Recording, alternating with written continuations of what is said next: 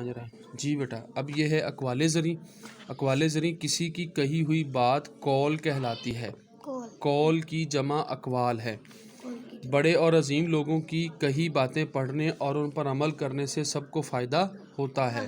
جیسے 3 کام کسی کے دل میں آپ کی عزت کو بڑھاتے ہیں: سلام کرنا، کسی کو جگہ دینا، اچھے نام سے پکارنا۔ جس کسی نے مجھ پر ایک لفظ بھی پڑھایا وہ میرا استاد ہے۔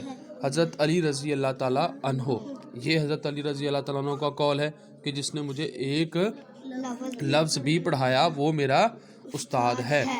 نیک لوگوں کے ساتھ رہنے سے ہمیشہ فائدہ ہوتا ہے۔